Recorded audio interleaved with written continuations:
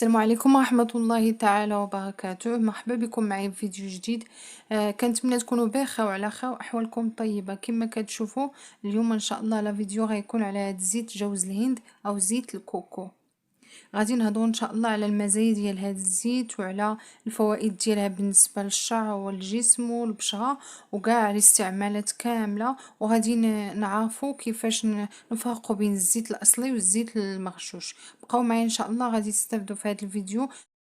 بداية غنوريكم ان شاء الله كيفاش غادي تفرقوا بين الزيت الاصلي والزيت المغشوش. هنا باش كنعرفوا هاد الزيت كيكون عندهم لومبالاج واحد بحال الا شفتي ما غاديش تفرقي بيناتهم، ولكن هنايا عندي انايا زيت جوز الهند سريلانكي طبيعي ونقي. بالنسبه لهاد الزيت، هاد الزيت هي مغشوش او مقلد. الزيت الطبيعي الاصلي تيكون زيت جوز الهند سريلانكي طبيعي، ما تكونش هاد نقي هذا. المهم انا عندي دابا هاد طبيعي ونقي، نتوما حاولوا تقلبوا على الزيت طبيعي.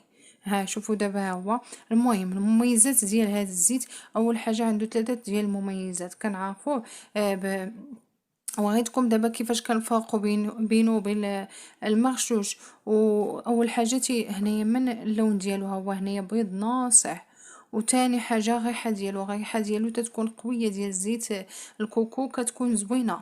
وثالث حاجه بالحاله الفيزيائيه ديالو انه تيكون دغيا تيتجمد في اقل درجه. دابا عرفنا كيفاش نفرقوا بينه وبين الزيت الاخر. دابا غنهضروا على الاستعمالات، جميع الاستعمالات ديال هذا الزيت ديال زيت جوز الهند. اول حاجه غنشوفوا الاستعمالات ديالو بالنسبه للشعر. عنده دور في علاج تساقط الشعر المتضرر. داك الشعر تيكون عندنا شي بعض الخطرات الشعر تنشطو هكا وتلقاو الشعر تتحنى بواحد الطريقه. المهم هاد الزيت الا داومنا عليه كيطول لنا الشعر ديالنا وتينقص لنا من هذاك التساقط. تاني حاجه انه تيقلل لنا من القشره، تيحد لينا من قشره الشعر. وثالث حاجه انه تيدير لينا هذاك اللمعان في الشعر. ملي كنبداو ندهنوا به هكا تيدير لينا، تيخلي لنا واحد اللمعه زوينه في الشعر ديالنا. وحاجه اخرى انه بالنسبه لديك الخلفه اللي كتكون لنا في الجهه الاماميه ديال الشعر كيحد منها الا استعملنا هذا الزيت ديال دهنا بها يدينا ودوزنا على هذا الخلفه ما كتبقاش. وبالنسبه لدوك التموجات حتى هو اللي تتكون في الشعر حتى هو كيقضي عليها. وبالنسبه لديك الزغبه اللي كتكون هكاك تتكسر تتكون رهيفه وتتكون رقيقه وما تتكونش، تتكون ضعيفه. تا هو هاد الزيت الا استعملناه كماسك قبل من الحمام بحال هكا تديه 3 السوايع قبل ما تغسليه، عاد تديه ديما هكا وتديه واحد البونيه زوين تيولي عندنا الشعر ديالنا قوي. ما تيبقاش هذاك الشعر كيتساقط وتيبقى دغيا تتقيسي الزغبه وتتهرس. وشنو عاوتاني هادشي تقريبا كاع هادوك المزايا. ويمكن نقدر نستعملوه كسيروم طبيعي هكا، نستعملو هاد الزيت ها هو جوز الهند زوين تستعمليه كسيروم. ندوزو دابا للاستعمالات ديال زيت الكوكو بالنسبه للبشره. انه كيحد لينا من التجاعيد، كيفاش انه تيدير لينا من هذاك الترطيب تيرطب لنا البشره ديالنا. الا كنتي قبل ما تنعسي كتشدي هاد زيت جوز الهند وكديري تشدي شويه وكديري في يديك في البلاصه تيكون متجمد، اي تدي منه شويه هكا في البلاصه تيذوب لك في يديك. دابا هكا في البلاصه تيذوب. المهم كدوزي عليه قلت لك سميتو البشره ديالنا، ولكن قبل ما تكون تنظفيها هكا وقبل ما تنعسي كدوزي على يديك. هو تدي شوي في يديك، كديه تيسخن لك شوي في يديك وكدوزي على البشره ديالك.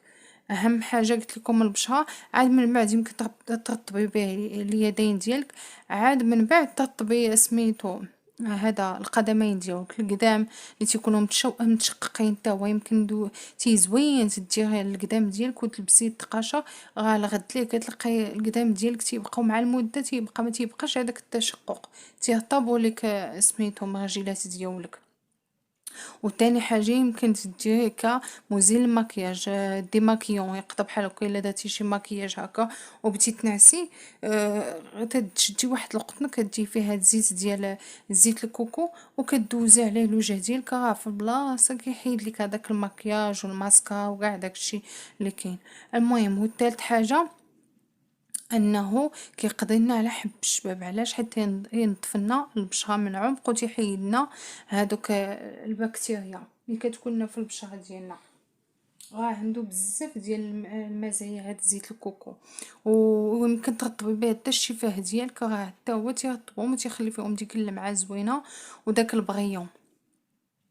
وشنو عاوتاني ويمكن تديه حتى بحال هكا تيحيد لنا رائحه الفم الكريهه، تشدي بحال هكا في الصباح تجي واحد نص معلقه صغيره ديال هاد زيت الكوكو وتديه مع الماء وتمضمضي به فمك، غاتي ما تبقاش ديك الريحه الكريهه ديال الفم. وعاود الاخر كما كنعرفوا ان جيد اورانج حتى هو غير صحي، يمكن نستعملوا هذا زيت الكوكو كبديل ديال هذا سميتو تحت الابطين. كنديروه بحال كيلا من بعد الحمام، كتجي هذا راه كيحيد لنا البكتيريا وفي نفس الوقت يخلي لنا ريحه زوينه. صافي خوتي هادشي اللي كاين، وكنتمنى تقريبا هادشي كامل ديال استعمالات كامله ديال زيت الكوكو تقريبا كامله تطرقت ليها. المهم كنتمنى يعجبكم لا فيديو اليوم وتكونوا استفدتوا معايا، وما تنسونيش من التعاليق ومن اللايك ومن داك الزر الاشتراك، باش ان شاء الله يوصلكم كل جديد القناه. وتهلاو ليا فراسكم وبسلامه.